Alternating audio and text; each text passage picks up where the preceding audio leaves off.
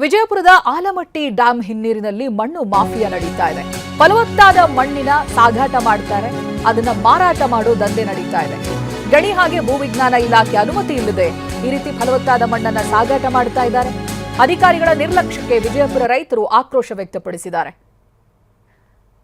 ಬೇಸಿಗೆಯಲ್ಲಿ ಹಿನ್ನೀರು ಸರಿದ ಬಳಿಕ ಮಣ್ಣು ಅಗೆದು ಈ ರೀತಿ ಮಾರಾಟ ಮಾಡ್ತಾ ಇದ್ದಾರೆ, ಸಾಗಿಸ್ತಾ ಇದ್ದಾರೆ. ಅಲ್ಲಿಂದ ಇಟ್ಟಿಗೆ ಬಟ್ಟಿಗಳಿಗೆ ಫಲವತ್ತಾದ ಮಣ್ಣನ್ನ ಮಾರಾಟ ಮಾಡ್ತಾ ಇದ್ದಾರೆ ಅನ್ನುವಂತ ಆರೋಪ ಕೇಳಿ ಬರ್ತಾ ಇದೆ. ಪ್ರತಿನಿಧಿ ಅಶೋಕ್ ಪ್ರತ್ಯಕ್ಷ ವರದಿ ಕೊಟ್ಟಿದ್ದಾರೆ, ಬನ್ನಿ ನೋಡೋಣ. ಆಲಮಟ್ಟಿಯ ಲಾಲ್ ಬಹದ್ದೂರ್ ಶಾಸ್ತ್ರಿ ಅಣೆಕಟ್ಟಿನ ಹಿನ್ನೀರಿನಲ್ಲಿ ಅವ್ಯಾಹತವಾಗಿ ಮಣ್ಣನ್ನು ಅಕ್ರಮವಾಗಿ ಸಾಗಣೆ ಮಾಡುವ ದಂಧೆ ಇಲ್ಲಿ ಎಗ್ಗೇಳದೆ ನಡೀತಾ ಇದೆ. ಏನು ಟಿಪ್ಪರ್ ಮತ್ತು ಜೆಸಿಬಿಗಳ ಮುಖಾಂತರ ಇಲ್ಲಿಯ ಫಲವತ್ತಾದ ಮಣ್ಣನ್ನು ಇಟ್ಟಂಗಿ ಬಟ್ಟಿಗಳಿಗೆ ಹಾಗೂ ರೈತರ ಜಮೀನುಗಳಿಗೆ ಅಕ್ರಮವಾಗಿ ಇಲ್ಲಿ ತುಂಬಿಕೊಂಡು ಮಾರಾಟ ಮಾಡ್ತಾ ಇದ್ದಾರೆ. ಒಂದು ಟಿಪ್ಪರ್ಗೆ 5 ರಿಂದ 8 ಸಾವಿರ ರೂಪಾಯಿಗೆ ಇಲ್ಲಿ ಮಾರಾಟವಾಗ್ತಾ ಇರೋದು ನಮಗೆ ಕಂಡು ಬಂದಿದೆ.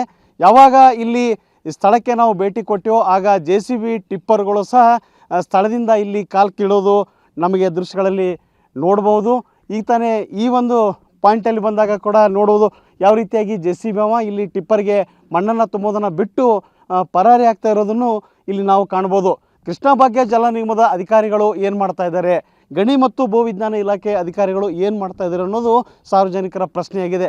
ಯಾಕಂತಂದರೆ ಯಾವುದೇ ರೀತಿಯ ಮಣ್ಣು ಮತ್ತು ಮರಳು ಸಾಗಾಣಿಕೆ ಮಾಡಬೇಕಂದ್ರೆ ಸಂಬಂಧಪಟ್ಟ ಇಲಾಖೆಯಿಂದ ಒಂದು ಪರವಾನಗಿ ಪಡಿಬೇಕು, ಸರ್ಕಾರಕ್ಕೆ ನಿರ್ದಿಷ್ಟವಾದಂಥ ಶುಲ್ಕವನ್ನು ಭರಿಸಬೇಕು.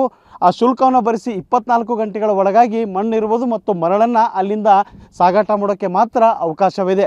ಆದರೆ ಇಲ್ಲಿ ಸರ್ಕಾರದ ನಿಯಮಗಳು ಯಾವುದೂ ಪಾಲನೆ ಆಗ್ತಾ ಇಲ್ಲ. ಅಕ್ರಮವಾದಂಥ ಒಂದು ಮಣ್ಣು ಸಾಗಾಟ ದಂಧೆ ಅಂತ ಇದನ್ನು ನಾವು ಕರಿಬೋದು. ಅಕ್ರಮವಾಗಿ ಇಲ್ಲಿ ಫಲವತ್ತಾದ ಮಣ್ಣನ್ನು ಇವರು ಇಟ್ಟಿಗೆ ಬಟ್ಟಿಗಳಿಗೆ ಮತ್ತು ರೈತರ ಜಮೀನುಗಳಿಗೆ ಸಾಗಾಟ ಮಾಡ್ತಾರೆ, ಅಕ್ರಮವಾಗಿ ಮಾರಾಟ ಮಾಡ್ತಾ ಇದ್ದಾರೆ. ಇದು ಯಾವುದೂ ಕಾನೂನಿನ ಮೂಲಕ ಇಲ್ಲಿ ನಡೀತಾ ಇಲ್ಲ. ಒಂದು ವೇಳೆ ಹಿನ್ನೀರಿನ ಮಣ್ಣನ್ನೇ ಏನು ಕೊಡಬೇಕಾದ್ರೆ ಅಲ್ಲಿ ಒಂದು ಸರ್ಕಾರದ ನಿಯಮಗಳ ಪ್ರಕಾರ ಟೆಂಡರನ್ನು ಮಾಡಬೇಕು. ಆ ಟೆಂಡರಿನ ಬಂದಂಥ ಶುಲ್ಕದ ಹಣವನ್ನು ಸರ್ಕಾರದ ಬೊಕ್ಕಸಕ್ಕೆ ಇವರು ಭರಿಸಬೇಕು. ಇವರೆಲ್ಲ ಮಾಡೋ ಒಂದು ಈ ಕೃತ್ಯದಿಂದ ಸರ್ಕಾರದ ಬೊಕ್ಕಸಕ್ಕೂ ಕೂಡ ಅಪಾರ ಪ್ರಮಾಣದ ಒಂದು ಹಾನಿ ಆಗಿದೆ ಅಂತಲೇ ಹೇಳ್ಬೋದು. ಮನಸ ಹೆಚ್ಚಿ ಜೆಸಿಬಿ ತಂದು 4 ಟಿಪ್ಪರ್ಗಳನ್ನು ತೆಗೆದುಕೊಂಡು ಬಂದು ಇಲ್ಲಿರ್ತಕ್ಕಂಥ ಮಣ್ಣನ್ನು ರಾಜಾರೋಷವಾಗಿ ತುಂಬಿಕೊಂಡು ಮಾರಾಟ ಆಗ್ತಾ ಇರೋದು ಹಲವಾರು ಸಂಶಯಗಳಿಗೆ ಕೂಡ ಎಡೆ ಮಾಡಿಕೊಟ್ಟಿದೆ.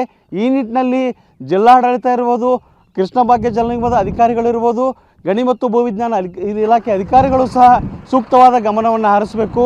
ಇಲ್ಲಿ ನಡೀತಕ್ಕಂಥ ಅಕ್ರಮವಾಗಿ ನಡೀತಕ್ಕಂಥ ಈ ದಂಧೆಗೆ ಕಡಿವಾಣ ಹಾಕಬೇಕು. ಇಲ್ಲವಾದರೆ ಇಲ್ಲಿ ಎಲ್ಲ ಅಧಿಕಾರಿಗಳು ಸಹ ಇದರಲ್ಲಿ ಶಾಮೀಲಾಗಿದ್ದಾರೆ ಅನ್ನೋ ಒಂದು ಸಂಶಯ ನಮಗೆ ಮೂಡೋದರಲ್ಲಿ ಯಾವುದೇ ರೀತಿಯಿಂದ ತಪ್ಪಲ್ಲ ಅನ್ಬೋದು. ಕ್ಯಾಮ್ರಾಮನ್ ಹನುಮಂತ್ ಜೊತೆ ಅಶೋಕ್ ಅಡಲಿ, TV9 ವಿಜಯಪುರ.